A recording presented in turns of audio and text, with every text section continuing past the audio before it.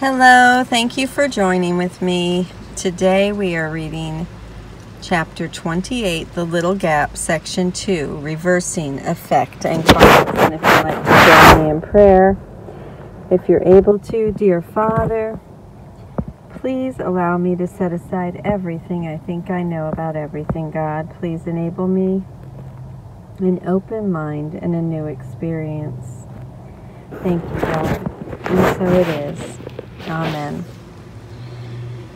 Reversing effect and cause. Without a cause, there can be no effects, and yet without effects, there is no cause. A cause is made by its effects. And then we're going to go down and read footnote 7. In other words, a cause becomes a cause by virtue of having effects. The Father is a father by his Son. Effects do not create their cause, but they establish its causation. Thus, the Son gives fatherhood to his Creator and receives the gift that he has given him. It is because he is God's Son that he must also be a father who creates as God created him. The circle of creation has no end. Its starting and its ending are the same. But in itself it holds the universe of all creation without beginning and without end. Fatherhood is creation. Love must be extended. Purity is not confined. It is the nature of the innocent to be forever uncontained without a barrier or limitation. Thus is purity not of the body, nor can it be found where limitation is. The body can be healed by its effects, which are as limitless as is itself. Yet must all healing come about because the mind is recognized as not within the body, and its innocence is quite apart from it. And where all healing is, where then is healing? Only where its cause is given its effects. And we're going to go down to footnote 9. This means only where healing's cause, purity, is given its effects. And back to the text. Yet must all healing come about because the mind is recognized as not within the body, and its innocence is quite apart from it, and where all healing is. Oh, I already read that. I apologize. So only where its cause is given is its effects, for sickness is a meaningless attempt to give effects to causelessness and make it be a cause. Footnote 10, causelessness seems to refer to our separation from God and making of the world, which did not really happen. Sickness, which is self-punishment for these supposed sins, is an attempt to prove they really did happen. And I missed footnote 8. Okay, so I'm going to read this sentence. The body can be healed by its effects, which are as limitless as itself, and then its and itself in this sentence refer to purity. And I'll repeat that. Thus is purity not of the body, nor can it be found where limitation is. The body can be healed by purity's effects, which are as limitless as is purity. All right.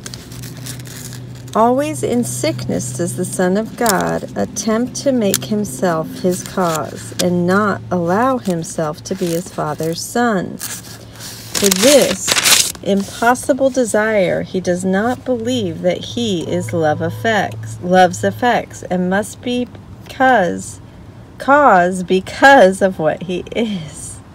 The cause of healing is the only cause of everything. It has but one effect, and in that recognition, causelessness is given no effects, and none are seen. A mind within a body and a world of other bodies, each with separate minds, are your creations. You, the other mind, creating with effects unlike yourself. And as their father, you must be like them. Nothing at all has happened but that you have put yourself to sleep and dreamed a dream in which you were an alien to yourself and but a part of someone else's dream.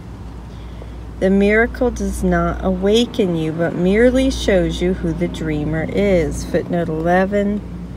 The miracle shows you that the dreamer is you, not the world. The previous sentence's statement that you have had a dream in which you were but a part of someone else's dream is a reference to chapter 27, section 9. No one can waken from a dream. The world is dreaming for him. He becomes a part of someone else's dream.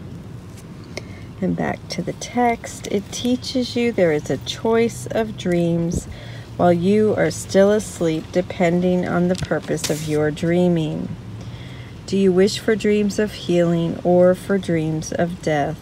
A dream is like a memory in that it pictures what you want shown to you. Footnote 12, chapter 28, section 1. Why would you cling to it in memory if you did not desire its effects?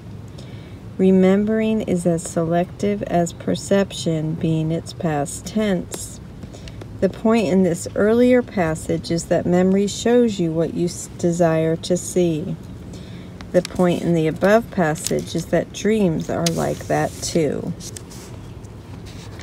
An empty storehouse with an open door holds all your shreds of memories and dreams. Yet, if you are the dreamer, you perceive this much at least, that you have caused the dream and can accept another dream as well.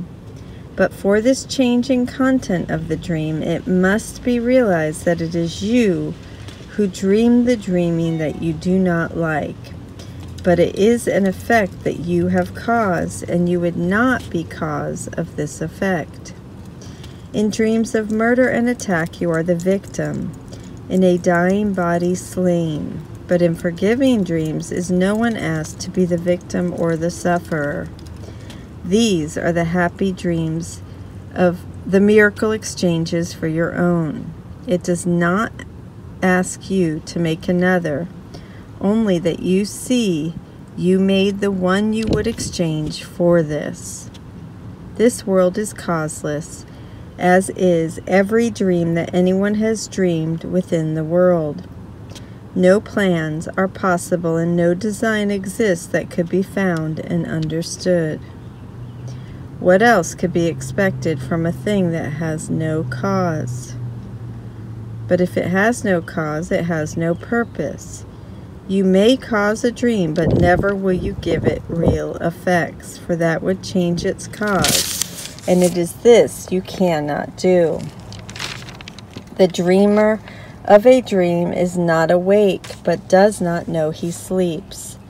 He sees illusions of himself as sick or well, depressed or happy, but without a stable cause, with guaranteed effects. The miracle establishes you dream a dream and that its content is not true. This is a crucial step in dealing with illusions. No one is afraid of them when he perceives he made them up. The fear was held in place because he did not see that he was author of the dream and not a figure in the dream. He gives himself the consequences that he dreams he gave his brother, and it is but this the dream has put together and has offered him to show him that his wishes have been done. Thus does he fear his own attack, but sees it at another's hands. As victim, he is suffering from its effects, but not their cause. He authored not his own attack, and he is innocent of what he caused. The miracle does nothing but to show him that he has done nothing. What he fears is cause without the consequences which would make it cause, and so it never was. The separation started with the dream the father was deprived of his effects and powerless to keep them, since he was no longer their creator. So the separation started with the dream the father was deprived of his effects and powerless to keep them, since he was no longer their creator. In the dream, the dreamer made himself, but what he made had turned against him, taking on the role of its creator as the dreamer had. And as he hated his creator, so the figures in the dream have hated him. His body is their slave, which they abuse because the motives he has given it have they adopted as their own, and hate it for the vengeance it would offer them. 13. Why do the dream figures, the other bodies in our lives, mistreat our body? 3 explanations are given. First, we as the dreamer have endowed those dream figures with the same hateful, abusive motives that we have given our own body. Second, our body's hateful motives have been directed at them, and so they naturally want to return that hate. Third, we have dreamt them out of the larger pattern of effect turning against its cause. The origin of the dream was our belief that we had become independent of our cause and had turned against him. Now our dream follows that same pattern. Our effects, the figures in our dreams, seem to be independent of their cause, which is us, and appear to be our cruel master. It is their vengeance on the body which appears to prove the dreamer could not be the maker of the dream. Effect and cause are first split off and then reversed so that effect becomes a cause. The cause, effect. This is the separation's final step with which salvation, which proceeds to go the other way, begins. This final step is an effect of what has gone before, appearing as a cause. The miracle is the first step in giving back to cause the function of causation, not effect. And footnote 14. The miracle, in other words, establishes your causation within the dream by showing that your mind can see a different meaning in the dream and produce healing effects within the dream, as a precursor to establishing God's causation in reality. For this confusion has produced the dream, and while it lasts will awakening be feared. Nor will the call to awakening be heard, because it seems to be the call of fear. Like every lesson that the Holy Spirit requests you learn, the miracle is clear. It demonstrates what He would have you learn and shows you its effects are what you want. In its forgiving dream are the effects of yours undone and hated enemies perceived as friends with merciful intent. Their enmity is seen as causeless now because they did not make it. Their enmity is seen as causeless now because they did not make it. And you can accept the role of maker of their hate because you see that it has no effects. Now are you freed from this much of the dream. The world is neutral, and the bodies which still seem to move about as separate things need not be feared. And so they are not sick. The miracle returns the cause of fear to you who made it, but it also shows that having no effects, it is not cause, because the function of causation is to have effects, and where effects are gone, there is no cause. Thus is the body healed by miracles, because they show the mind-made sickness, and employed the body to be victim or effect of what it made. But half the lesson will not teach the whole.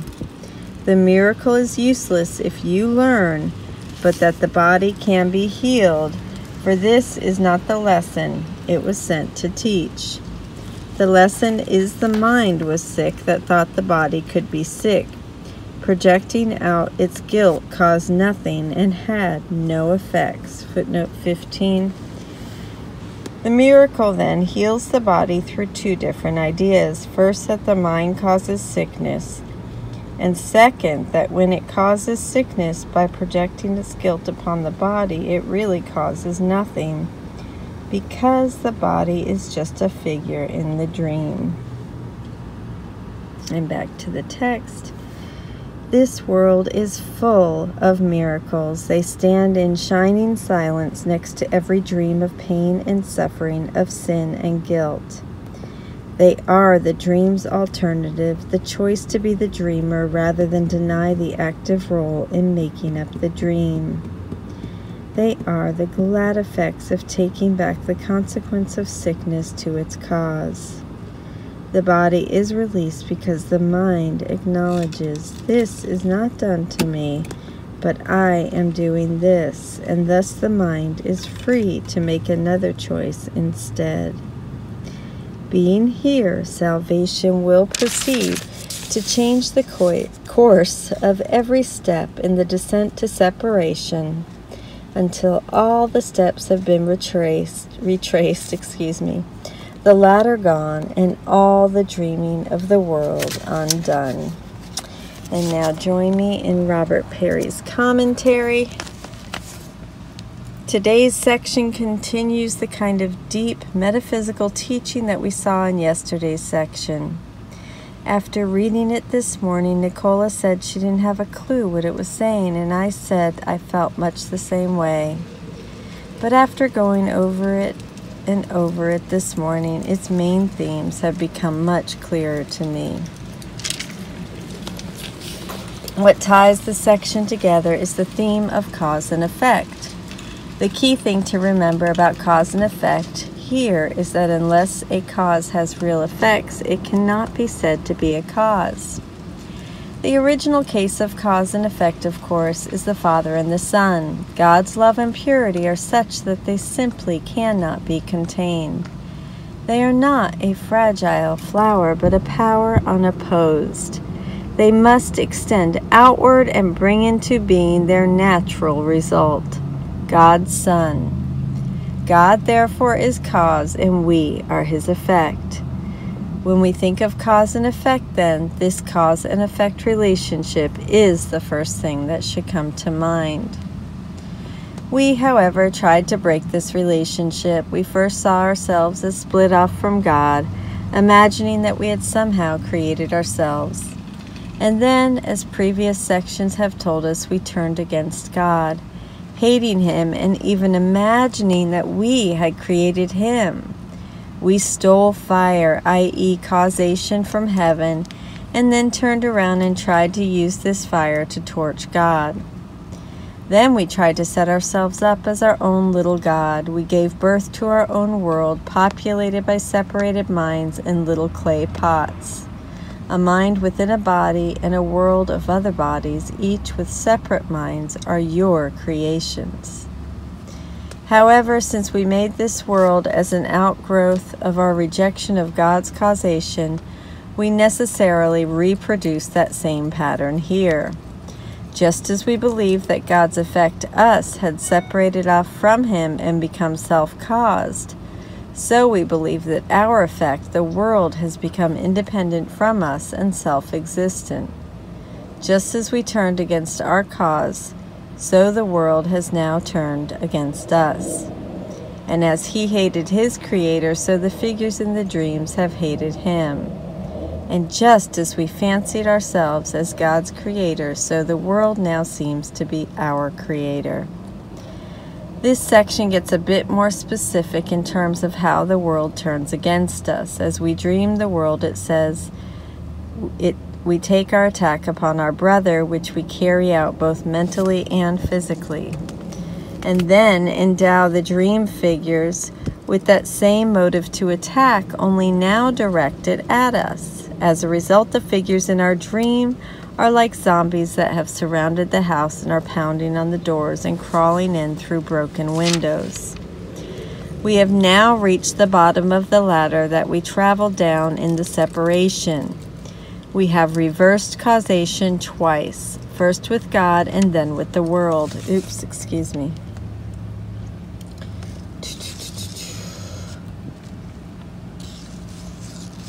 Oops.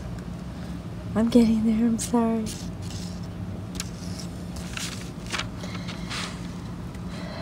Now we must start at the very bottom and go up from there. We must first straighten out causation with the world.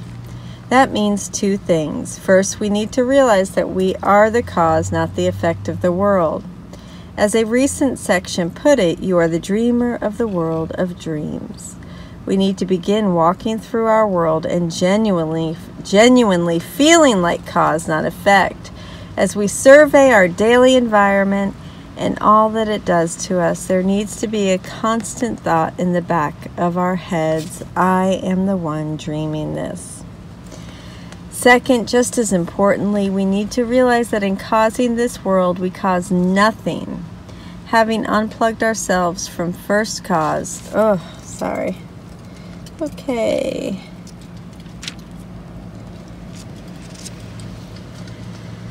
We had no juice with which to power our creative efforts. As a result, we made a world of empty holograms lacking any real substance. We are not a cause apart from God because we have had no real effects. Remember, without effects there is no cause. The second point is crucial. The first point, that we cause the dream, says that we are in control, and the second point, that we cause nothing, says that we are sinless. We see an example of all this in the miracle's power to heal in paragraph 11. The miracle, in its ability to heal physical sickness, is actually trying to teach us both lessons. It's trying to teach us that the mind can heal the body because the mind made sickness in the first place. That's the first point, that we are cause and the physical is effect. But there's a deeper lesson as well. Through the miracle's ability to wipe sickness away, it's also trying to teach us that sickness never happened in the first place. That when the mind made sickness, it made nothing. This, of course, is the second point. In causing this world, we cause nothing. By healing the body, then, the miracle is ultimately trying to heal the mind. It's using physical evidence to send us the most healing of all messages. That bad thing you thought you did, it never really happened. Here at the bottom of the ladder, these points are all we need, and indeed all we can handle. We don't need to worry about loftier lessons that may await us once this ladder has pierced the clouds. For now, let us embrace these two lessons with everything we have. I caused the dream of my life, and in doing so, I cause nothing. Thank you so much for joining with me, day 325, section 2 of chapter 28, The Little Gap, Reversing Effect and Cause. This is Robert Perry's commentary, reading with the Course Companions. I love you. Thank you. Have a beautiful day.